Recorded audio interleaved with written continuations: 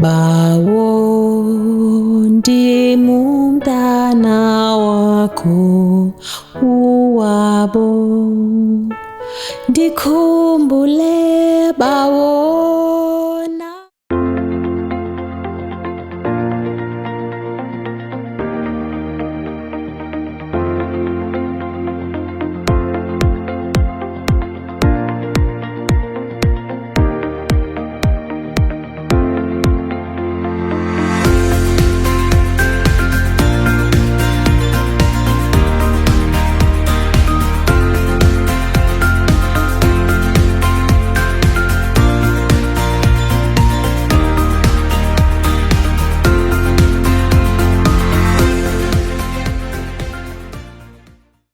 Adapt IT was quite apt because there's never been a time that adapting is a differentiator.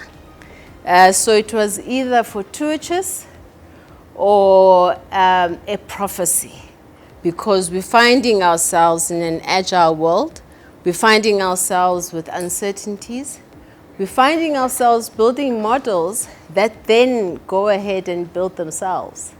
AI has been around for 30 years, and my version of the story is someone finally told the story right, and someone understood the story in terms of its potential.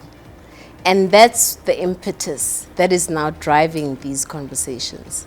One of the hospitals that is closest to me, they have this dashboard in terms of their efficiency, right, in triage.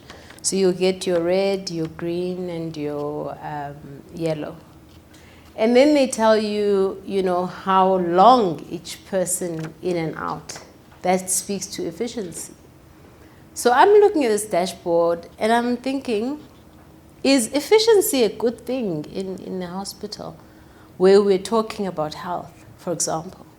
How many of those oranges are repeat visits because you were so quick to dismiss? Because remember, you were chasing a KPI, you were chasing a clock, and now hospitals have become profit centers. You then, 6 months later, convert that orange into a red because of a misdiagnosis, because of a repeat visit. So when we look at data, there are some industries that need dimension to it. And so when I look at that dashboard, you know, maybe the data expert in me is only showing me part or telling me part of the story. You're not telling me the entire story. And that is the role of leaders. It is to challenge those models. Are we depicting the right stories? And when we talk about investor headlines, 2 weeks ago there was a release that we're building 1 gigawatts of a data center somewhere in Africa. Where is that demand going to come from when there's no power? And that is the role of leaders for me in this world. It is to demystify and suppress the false signals and encourage conversations like this that are bottom up, and then give the investor data that is validated. The CIO cannot do it alone. And as leaders, we have CEOs in the room. Where's Sandile left? We've got CEOs in the room. CEOs are not driving the digital agenda as hard as they should be. Because within the organization, you will find counter forces that expose the inefficiencies that these dashboards that you're wanting, that these automations that you're wanting are exposing inefficiencies. So it is then the leader's role to come in and say, how do we repurpose your time for something that took you 2 days to do that can be done in a minute? How do we repurpose the time so you remove the fear from the people in order to drive a digital agenda and not hide behind the numbers and not hide behind meetings? I would rather sit in front of a customer than to be sitting in a meeting. And also for our leaders, do we listen to our customers? So I do a lot of online shopping, and I sat with the strategist for one of the well-known e-commerce platforms. And I said to him, your platform is a platform of choice for me. The only irritation I have is that once I've clicked that load cart and I've processed the payment, I can't add an additional item onto my basket. But I know for sure between Friday and Monday, you would not have processed that order. So can you open up that window for me? Because I'm a woman, and a wise woman changes her mind. And so this is a loyal customer telling you what their pain point is. A month later, that platform will not allow me to add an item to the cart. So do we listen? If we were to change, or if we were to address some of the challenges that we know we have in the digital space, as it pertains to leadership, as it pertains to transformation, how would you address that? And he said, well, look, it's about impact, right? So are you going to untrain a 60-year-old man, or are you going to influence the youth that is still upcoming in terms of learning from the previous generation and influencing that generation? So to me, energy, 100%. I agree with you. I spend it on youth because that is our future. Now, self-mastery is a very weird thing. It's something that happens without your awareness. One of, I would say, the best photographers in the world came and he had a new set of equipment. And he's unbundling the equipment, and he says, okay, here's your microphone, you can speak, except this microphone is not charging. Now he spends about 45 minutes troubleshooting. So the engineer in me starts asking questions. I'm like, okay, when did you buy this microphone of yours? And then he says, it's brand new, I just got it last week. And then I said, oh, okay. Come, let me have a look at it. And it was a seal. He just needed to unseal it so that the terminals can connect to the charger. And that is something that is, the resilience and the training is something that working in telco will give you buckets of. At no point when we were migrating from 3G to 4G did we switch 3G off, right?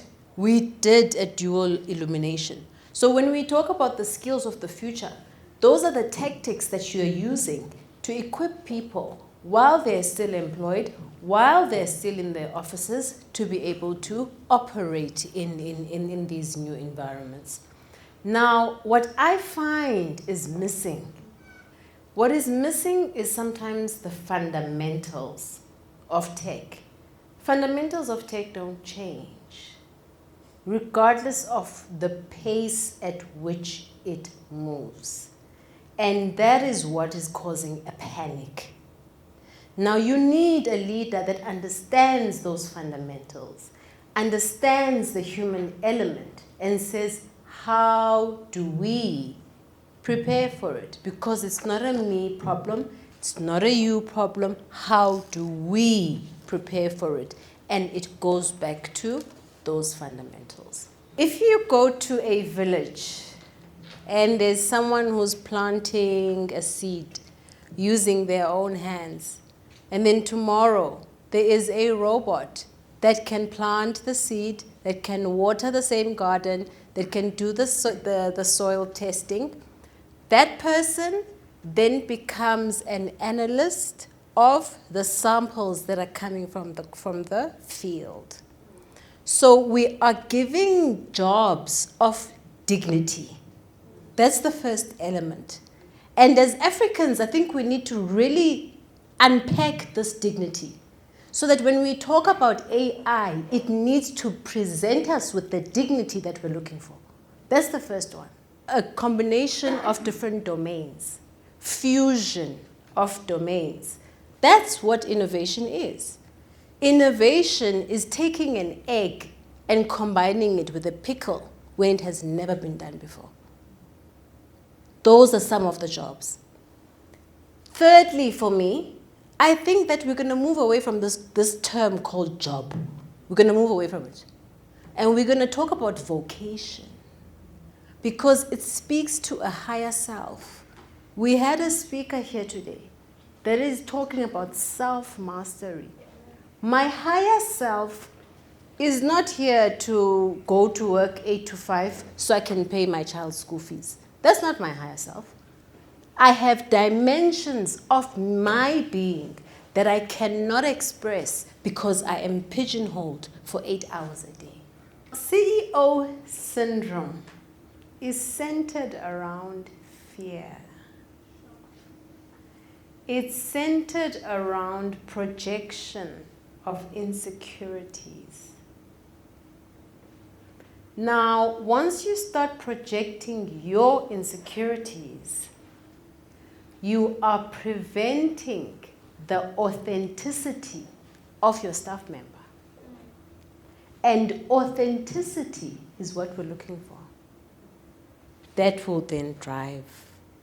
I have lots of conversations with hyperscalers, and I had a coffee session with one of them once, and I said, why the interest in Africa? Right? I mean, the minerals conversation, I feel, is an age-old minerals conversation. It can't be about the minerals anymore. And they said, we're trying to study your culture. We're trying to study and model your culture. And that is something that takes us back to our authenticity, who we are. That is your strength. But the thing that is standing in the way is that syndrome that we spoke about. If we're going to solve a problem as big as Africa, it requires co-creation. It requires working interstate, intrastate, right? So the depth of that problem requires it. And that's why we have these sessions. The theme for today was empowering leadership. And then, of course, we focused on the CIOs. There are 3 types of leaders I've met in my life. The first leader is not really a problem. He's just ego. Ego, ego, ego, ego, ego. So what you do with the ego is you have to make the ego think that the idea is his. His. Then, his, yeah. Then, when he thinks the idea is his, he will then pitch it back to you. Okay? You must then support it with all you have. That's how you deal with leader number 1. Very easy.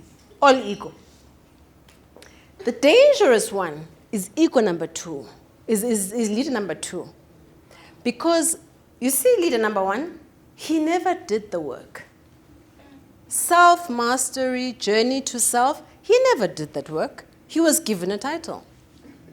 Okay? So all you need to do is validate that the title belongs to you. And you're always right. The second leader is dangerous and toxic because that leader started the work but didn't like what he found. And then he thought, okay, I'm finished. I'm a finished product.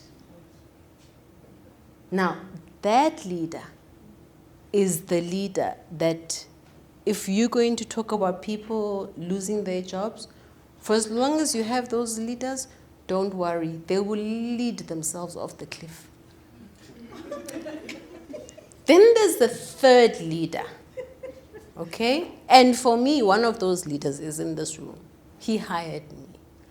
He is in constant change, learning, motion, empowering, praising, calling you to the side, building.